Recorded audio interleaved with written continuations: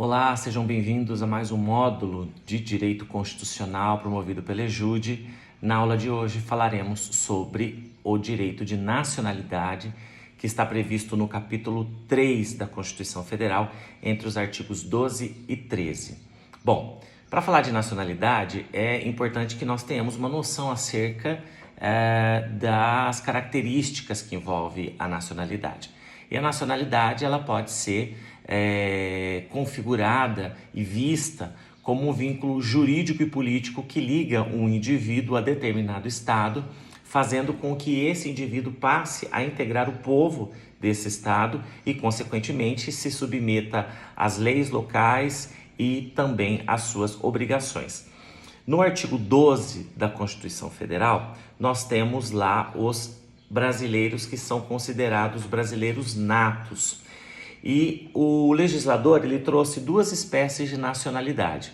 A nacionalidade primária ou originária, que são aquelas que são impostas de maneira unilateral, independentemente da vontade do indivíduo, no momento do nascimento. E é essa a nacionalidade que nós temos no inciso 1 do artigo 12 da Constituição Federal. No inciso 2, nós temos a nacionalidade secundária ou adquirida, que é aquela que se adquire após o nascimento pela naturalização dos estrangeiros ou dos eimátulos, que são aqueles que são considerados apátridas, ou seja, aqueles que não possuem nenhuma nacionalidade. Vamos começar falando sobre os brasileiros natos, que estão aí previstos no artigo 12, inciso 1, e nós temos aí três alíneas, A, B e C. A A é a linha que trata dos brasileiros natos, que são aqueles nascidos na República Federativa do Brasil, ainda que de pais estrangeiros, desde que estes não estejam a serviço de seu país. Então, se nós tivermos um casal de americanos, de ingleses, de bolivianos, que venham para o Brasil e aqui eles tenham um filho, essa criança ela vai ser considerada um brasileiro nato. Portanto, se esses pais eles estiverem a serviço de seu país, ou seja, se eles forem militares, ou se eles estiverem a trabalho no Brasil, aí nesse caso essa criança ela não vai ter a nacionalidade brasileira, não vai ser considerada um brasileiro nato. A linha B nós temos os nascidos no estrangeiro, de pai brasileiro ou mãe brasileira, desde que qualquer deles esteja a serviço da República Federativa do Brasil. Nesses casos, nós podemos usar como exemplo brasileiros que estejam servindo embaixadas, consulados no exterior, brasileiros militares que estejam atuando em outros países. Nas hipóteses em que eles venham a ter um filho no exterior, como eles estão a serviço do Brasil, essa criança será considerada um brasileiro nato. Na linha C, nós temos uma outra previsão que o legislador nos trouxe que garante e ampara a nacionalidade brasileira com esse aparato de brasileiro nato. Aqueles que são nascidos no estrangeiro, de pai brasileiro ou mãe brasileira, desde que estejam registrados em repartição brasileira competente ou venham a residir na República Federativa do Brasil e optem a qualquer tempo, depois de atingida a maioridade, pela nacionalidade brasileira. Bom, nós temos aí nessa linha C duas hipóteses. Na primeira parte nós temos a hipótese do registro e na segunda hipótese nós temos a opção potestativa. Vamos repartir essa linha em duas partes, ok? Na primeira parte, aqueles que são nascidos no estrangeiro, de pai ou mãe brasileira, desde que sejam registrados em repartição brasileira competente. Bom, então os pais brasileiros, eles não moram no Brasil, vamos usar aí como exemplo, eles moram no Paraguai, e depois de um tempo eles vêm a ter um filho, e essa criança ela nasce em Assunção. Mas eles são registrados em uma repartição brasileira competente, um consulado brasileiro, por exemplo, no Paraguai. Essa criança, embora tenha nascido no estrangeiro, em razão de ser filho de pai ou mãe brasileira, ela vai ser considerada um brasileiro nato. E a outra hipótese é a hipótese em que essa criança ela venha residir no Brasil futuramente. E aí ela vai ter que optar, depois de atingida a maioridade, pela nacionalidade brasileira. Então, no primeiro caso, nós temos uma opção meramente registral e na segunda parte, nós temos aí uma opção potestativa. Essa criança, ela vai, depois de atingida a maioridade, vai escolher, aí vai optar se ela vai querer a nacionalidade brasileira ou não. Optando pela nacionalidade brasileira, ela será um brasileiro nato. Bom, é importante que nós tenhamos as seguintes noções acerca dos brasileiros natos. Existem dois critérios muito importantes e que merecem ser definidos e discriminados aqui para que vocês possam compreender melhor os estudos acerca da nacionalidade. Existem dois critérios, o ius sanguinis e o ius solis. Esses critérios eles foram desenvolvidos, foram criados pela doutrina para determinar se um país ele tem uma orientação de emigração ou uma orientação de imigração. E no caso do Brasil nós temos aí um critério misto, em que há a conjugação no inciso 1 do artigo 12 em suas alíneas, tanto dos critérios ius sanguinis quanto ius solis. Nos critérios de ius sanguinis, normalmente a gente relaciona países que possuem características de imigração, em que o critério sanguíneo ele é mais valorizado, ele é utilizado com uma certa força normativa para determinar os seus nacionais, ou seja, aqueles que possuem o sangue daquela nação, daquele povo, daquele país, ele vai ter aí a sua nacionalidade. E nós temos o ius solis. E os solis são para, normalmente, países que possuem aí características de imigração, ou seja, o que é levado em consideração será o local do nascimento, o solo. E aí nós podemos discriminar o inciso 1 nesses dois critérios. Por exemplo, a linha A, eu já li a vocês, o que trata a linha A? Os nascidos na República Federativa do Brasil, ainda que de pais estrangeiros, serão considerados brasileiros natos, desde que não estejam a serviço do seu país. Nesse caso, nós temos aí o critério do ius solis, ou seja, do território, né? Aqueles que são nascidos no território brasileiro, eles serão considerados brasileiros, desde que seus pais não estejam a serviço do seu país. E nós temos a linha B o critério do ius sanguinis. Por quê? Porque o legislador trouxe na linha B que aqueles aqueles nascidos no estrangeiro, de pai brasileiro ou mãe brasileira, eles serão considerados brasileiros natos, desde que qualquer deles esteja a serviço da República Federativa do Brasil.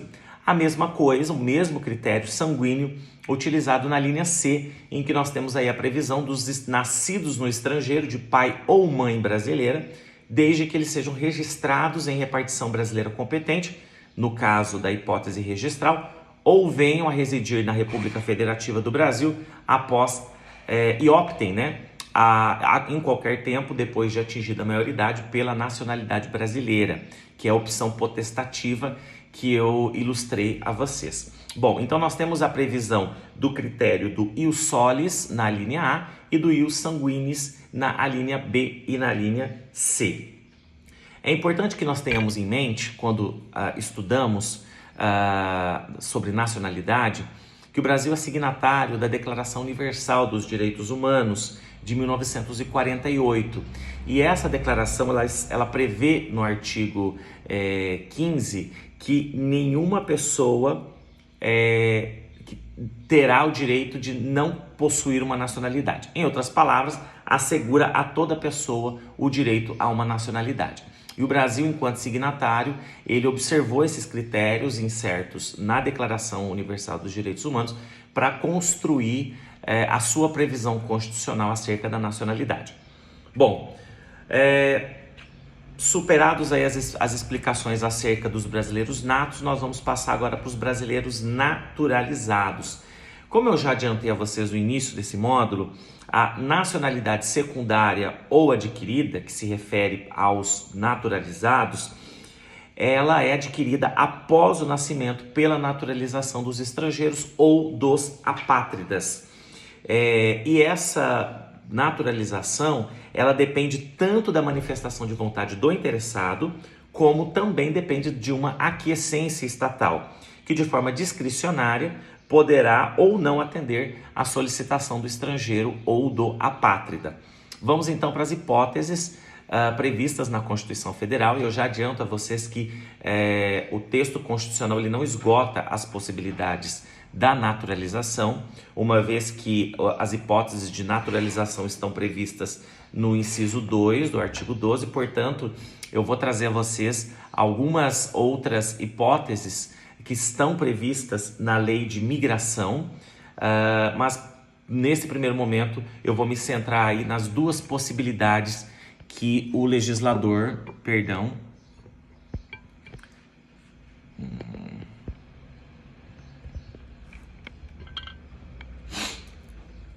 Bom, Marcos, vou continuar aqui então. Deixa eu arrumar aqui melhor. Mas nesse primeiro momento eu vou me centrar aqui nas duas hipóteses que o legislador constitucional trouxe e está prevista aqui no artigo 12, inciso 2 da Constituição. Vamos lá. Bom, naturalização. Nós temos aí a naturalização prevista na alínea A, que determina que os que na forma da lei adquiram a nacionalidade brasileira exigida aos originários de países de língua portuguesa apenas residência por 1 ano ininterrupto e idoneidade moral. Bom, essa naturalização ela é conhecida doutrinariamente como uma naturalização ordinária constitucional em relação aos originários de países de língua portuguesa. Portanto, nós temos aí 2 critérios: residência por 1 ano ininterrupto e idoneidade moral. E essa naturalização em relação aos originários da língua portuguesa, obviamente, como o próprio nome ele já antecipa, vai ser devido apenas aos originários de países que falam português. E aí nós podemos usar como exemplo Angola, Moçambique, Guiné-Bissau, Açores, Cabo Verde, Macau, Timor-Leste e o próprio Portugal. Em relação a Portugal, o texto constitucional ele trouxe uma ressalva especial para os portugueses. E eu vou ilustrar a vocês mais à frente sobre o critério em relação aos portugueses. Então, a princípio, aqueles que são originários de países de língua portuguesa, eles precisam preencher 2 critérios: o critério da residência por 1 ano ininterrupto e da idoneidade moral. Bom, nós temos na alínea B uma outra previsão que permite a naturalização de estrangeiros. Qual é? Os estrangeiros de qualquer nacionalidade, aí portanto excluindo aqueles originários da língua portuguesa e também excluindo os originários da nacionalidade portuguesa, que eu já adiantei, existe uma previsão especial em relação a eles. Então, excetuados esses casos, os estrangeiros de qualquer nacionalidade, residentes no Brasil há mais de 15 anos ininterruptos e sem condenação penal, desde que requeiram a nacionalidade brasileira. Bom, em relação à naturalização que eu acabei de ler a vocês, essa naturalização é conhecida como naturalização extraordinária ou quinzenária. Por quê? Porque ela exige, além da ausência de condenação penal, ela exige que esse estrangeiro ele esteja no Brasil há mais de 15 anos, né? E o texto constitucional traz aí essa questão relacionada à ininterrupção, mas eu já adianto que o STF já se pronunciou e já se manifestou no sentido de que as ausências temporárias, elas não interrompem esse liame de ininterrupção que o legislador trouxe. Então, se esse estrangeiro ele vier ficar no Brasil por 15 anos, ininterrupto, né, eventualmente se deslocando para outro país, ou até mesmo para o seu país de origem ou para outro lugar, ele não vai perder aí esse tempo relacionado aos 15 anos. Bom, nós temos ainda outras previsões relacionadas à naturalização que estão previstas e dispostas na Lei de Migração, que é a Lei número 13.445 de 2017. E aí eu vou trazer a vocês 3 hipóteses que estão consagradas nessa lei, que é a naturalização ordinária legal, a naturalização especial e a naturalização provisória. Bom, vamos para a primeira então, a naturalização ordinária legal. Ela está prevista no artigo 65 da Lei de Migração e ela prevê as seguintes condições para que um estrangeiro adquira, portanto, a naturalização. É necessário que tenha capacidade civil, segundo a lei brasileira, é necessário que tenha residência em território nacional por pelo menos 4 anos. E aí eu adianto a vocês que esse diploma legal, ele permite que esse prazo de 4 anos ele seja reduzido para 1 ano se o naturalizado preencher quaisquer das seguintes condições: ter filho brasileiro, ter cônjuge ou companheiro brasileiro, não estar dele separado legalmente ou de fato no momento da concessão da naturalização e haver prestado ou poder prestar serviço relevante ao Brasil.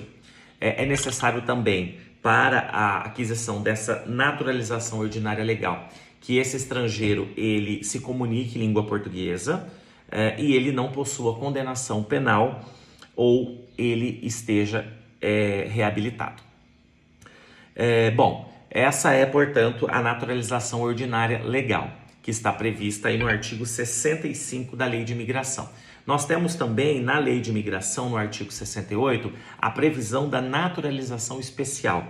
A naturalização especial ela pode ser concedida, lembrando que a naturalização ela é uma manifestação de vontade do interessado e também da aquiescência do Estado, portanto discricionária. Então é sempre poderá, o verbo que deve ser utilizado aí quando formos discutir, falar, estudar sobre a nacionalidade por naturalização. Bom, naturalização especial ela poderá ser concedida ao estrangeiro que se encontra em uma das seguintes situações que eu vou ilustrar a vocês: ser cônjuge ou companheiro há mais de 5 anos de integrante do Serviço Exterior Brasileiro em atividade ou de pessoa a serviço do Estado brasileiro no exterior, ou ser ou tenha sido empregado em missão diplomática ou repartição consular no Brasil por mais de 10 anos ininterruptos.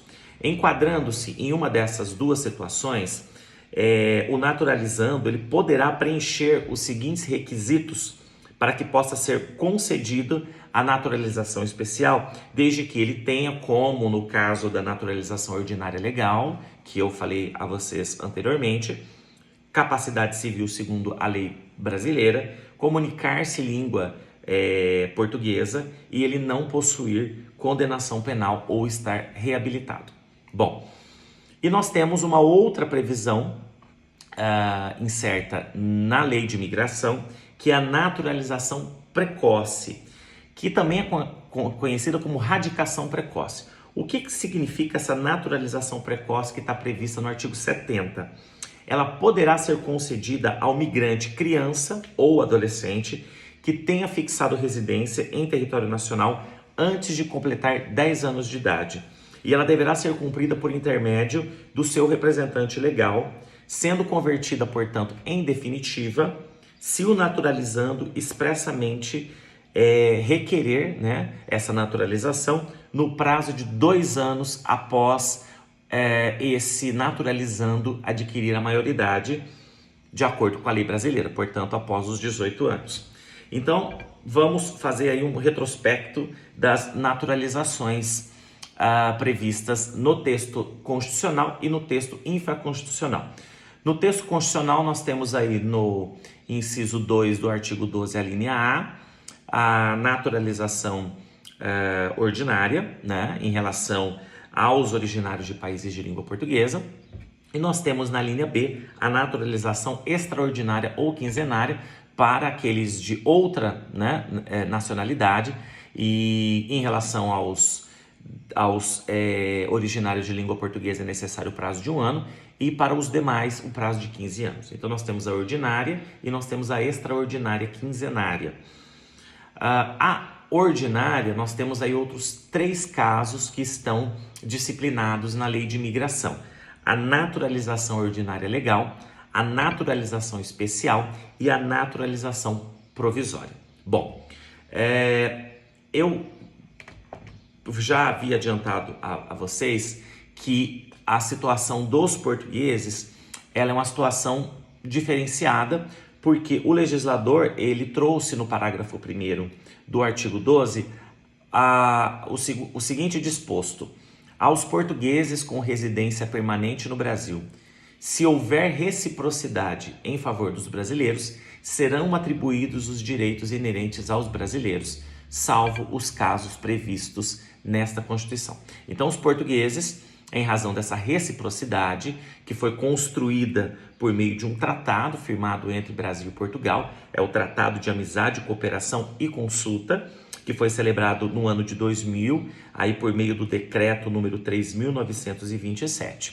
Bom, em se tratando de um acordo bilateral e havendo reciprocidade, ou seja, havendo reciprocidade em relação ao governo português, o Estado português aos brasileiros residentes em Portugal, haverá a mesma postura em relação aos portugueses residentes no Brasil, com as exceções previstas no texto constitucional, previsões essa que eu vou ilustrar a vocês agora nos próximos 2 parágrafos. Parágrafo 2º diz o seguinte: a lei não poderá estabelecer distinção entre brasileiros natos e naturalizados. Isso é por força do princípio da igualdade, um princípio constitucional, não pode haver diferenciação entre brasileiros. Portanto, brasileiros natos e brasileiros naturalizados, eles possuem os mesmos direitos e as mesmas obrigações, salvo nos casos previstos na Constituição de 88. E o legislador, ele trouxe aí os casos em que são privativos dos brasileiros natos os cargos de presidente e vice-presidente da República, presidente da Câmara dos Deputados, presidente do Senado Federal, ministro do STF, Supremo Tribunal Federal, de carreira diplomática, oficial das Forças Armadas e Ministério do Estado de Defesa. Bom, a lei, ela não poderá criar distinção entre brasileiros natos e brasileiros naturalizados, ok? Superada essa acepção, eu digo a vocês o seguinte: apenas aquelas distinções trazidas expressamente na Constituição pode resguardar aí diferenciações entre brasileiros natos e brasileiros naturalizados. E essas distinções, elas são pertinentes a determinados cargos que estão previstos de forma taxativa aqui na Constituição, tá? Os 4 primeiros, o primeiro presidente e vice-presidente da República, né, que só é privativo de brasileiro nato, então aquele que tem adquirido a naturalização jamais poderá ser presidente ou vice-presidente, e ele também não vai poder ser presidente da Câmara, presidente do Senado e ministro do STF. E eu vou explicar para vocês por que o legislador trouxe essa questão de ser presidente da Câmara, presidente do Senado e ministro do STF. Porque esses 3, eles estão na linha sucessória ali, no caso de vacância do presidente e do vice-presidente. Então, quem vai assumir a presidência, no caso de afastamento do presidente ou do vice-presidente, é o presidente da Câmara. Depois, não estando presente o presidente da Câmara, aí vem o presidente do Senado e, por fim, o presidente do STF. Então, por essa razão, o legislador inseriu aí essas previsões. E colocou também no texto constitucional, como privativo de brasileiro nato, os cargos de carreira diplomática, de oficial das Forças Armadas e de ministro de Estado de Defesa. É só uma pausa, porque meu cachorro apareceu aqui. Mãe...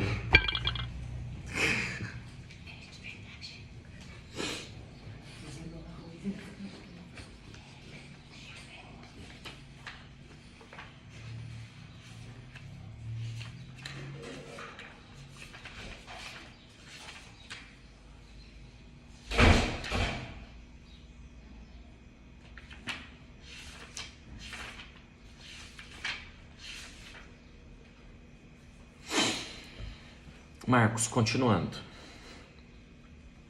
Bom, então essas são as hipóteses em que haverá distinção entre brasileiros natos e brasileiros naturalizados.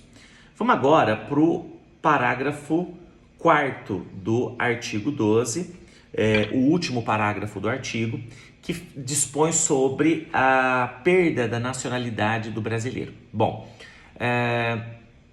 uma vez que o estrangeiro adquira a nacionalidade brasileira, é possível que seja declarada a perda dessa nacionalidade para o brasileiro naturalizado que tiver cancelada a sua naturalização por sentença judicial em virtude de atividade nociva ou interesse nacional. Isso, né, no inciso 1. No inciso 2, será declarada a perda de nacionalidade do brasileiro que adquirir outra nacionalidade. E aí o texto constitucional, ele traz duas ressalvas. No caso de reconhecimento da nacionalidade originária pela lei estrangeira e no caso de imposição da naturalização pela norma estrangeira ao brasileiro residente em estado estrangeiro como condição de permanência em seu território ou para o exercício dos direitos civis. Bom, vamos repartir aí esse parágrafo 4º para uma melhor compreensão. Bom, o brasileiro nato, ele jamais perderá sua nacionalidade. O brasileiro nato vai ser sempre nato.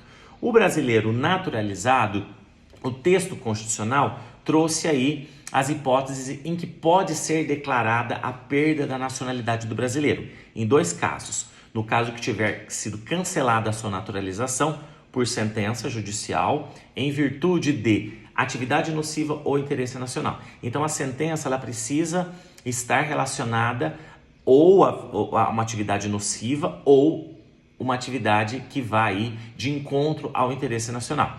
E lembrando que no caso do cancelamento nessa naturalização, o STF já decidiu, na hipótese do inciso 1 do parágrafo 4º, que é necessário que haja uma sentença judicial transitada em julgado para o cancelamento dessa naturalização por sentença em virtude de atividade nociva ou interesse nacional, ok? E é possível também perder a nacionalidade nos casos em que o brasileiro adquira outra nacionalidade. E nesse caso, essa perda de nacionalidade ela vai ocorrer em razão de um decreto do presidente da República. Então, no inciso 1, esse cancelamento será em razão de uma sentença judicial transitada em julgado, em virtude de atividade nociva ao interesse nacional, e na hipótese do inciso 2, quando o brasileiro adquire outra nacionalidade, aí a perda da nacionalidade será por meio do decreto do presidente da República. Bom, só que o brasileiro ele pode adquirir uma outra nacionalidade, salvo em dois casos, de reconhecimento de nacionalidade originária pela lei estrangeira e no caso de imposição de naturalização pela norma estrangeira ao brasileiro residente no estado estrangeiro como condição para a permanência em seu território ou para o exercício de direitos civis. Então, nesses dois casos, pode o brasileiro adquirir outra nacionalidade. Excetuado esses casos, haverá, portanto, a perda dessa nacionalidade do brasileiro naturalizado. Bom, nós temos aí no artigo 13 do capítulo 3 da Constituição Federal o disposto acerca da língua do idioma oficial da República Federativa do Brasil, que é a língua portuguesa, é o idioma oficial, não esquecendo, portanto, aí todos os dialetos e demais línguas faladas pelos povos indígenas, porém o legislador, no artigo 13, ele disciplinou aí a oficialidade em relação ao idioma que é falado no Brasil em relação às comunicações com estados estrangeiros e outras questões protocolares. No parágrafo 1º do artigo 13, nós temos aí os símbolos da República Federativa do Brasil, que se refere à bandeira, ao hino, às armas e os selos, e o parágrafo 2º dispõe que os estados, o Distrito Federal e os municípios poderão ter símbolos próprios. É por isso que nós temos uma bandeira nacional e nós temos um hino nacional selos que são nacionais, mas cada estado possui aí uma bandeira própria, um hino próprio, selos, enfim, característicos da cultura daquele estado, e isso ocorre em razão dessa previsão constitucional. Bom, esse foi o nosso módulo sobre direito de nacionalidade previsto na Constituição Federal. Espero que vocês tenham aproveitado, e a gente se vê no próximo módulo. Até lá!